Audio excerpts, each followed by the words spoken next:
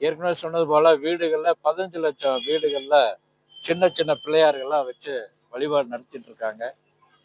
இந்த அரசாங்கமானது விநாயகர் சதுர்த்தியை ஊர்வலத்தை குலைக்கணும், விநாயகரை அதிகம் வைக்கக்கூடாது, எங்க ஒரு போலீஸ் இன்ஸ்பெக்டரோ எஸ்ஐயோ வந்து ஒரு ஒரு விநாயகரை குறைச்சுன்னா அவருக்கு பரிசு கொடுக்கப்படும் அறிவிச்சிருக்காங்க.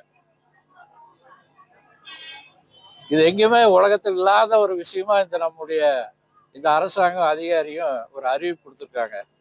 எங்கேயாவது ஒரு விநாயகரை அதிகம் வச்சுட்டாங்க அப்படின்னா அவருக்கு பனிஷ்மெண்ட் உண்டு அப்படி ஒரு ஆர்டர் போட்டதுனால இங்க இருக்க எஸ்ஐலேருந்து எல்லா அதிகாரிகளுமே விநாயகர் எங்கெல்லாம் குறைக்க முடியும், அதுக்கு ஏதாவது ஒரு காரணம் இருக்குதா, அங்கே யாராவது பக்கத்து வீட்டில் யாராவது திமுக திக காரணத்துனா நீங்க ஒரு கம்ப்ளைண்ட் கொடுங்க, ஒரு பெட்டிஷன் கொடுங்க, அப்படி அவங்கள்ட்ட கேட்டு வாங்கி விநாயகர் வைக்காத, அப்படியே தமிழ்நாடு முழுவதுமே ஒரு இடைஞ்சல் கொடுத்து கொண்டிருக்கிறார்கள்.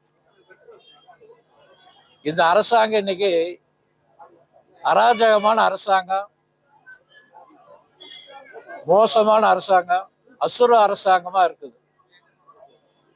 ஏற்கனவே பல பேர் விநாயகரை கை வச்சு அழிஞ்சு போயிருக்காங்க, பல அதிகாரிகள் ஆக்சிடென்ட்ல இறந்திருக்காங்க.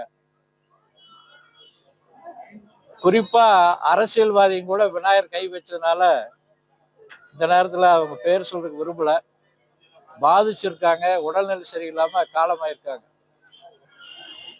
இந்த முதலமைச்சர் நல்லா உடல்நிலை நல்லா இருக்குதுன்னு தான் நாம் நினைக்கிறோம்.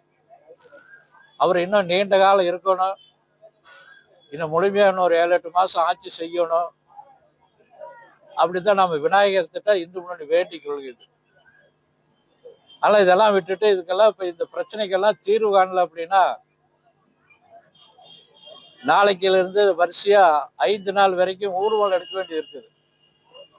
அதனால எங்கெல்லாம் தவறு நடந்திருக்குதோ உடனடியா இந்த உயர் அதிகாரிகள் இந்த பரிசு கொடுக்கறதெல்லாம் விட்டுட்டு, பனிஷ்மெண்ட் கொடுக்கலாம் விட்டுட்டு, எது நியாயமா இருக்குது அங்க கீழே இருக்கக்கூடிய அதிகாரிகளுக்கு சொல்லணும்.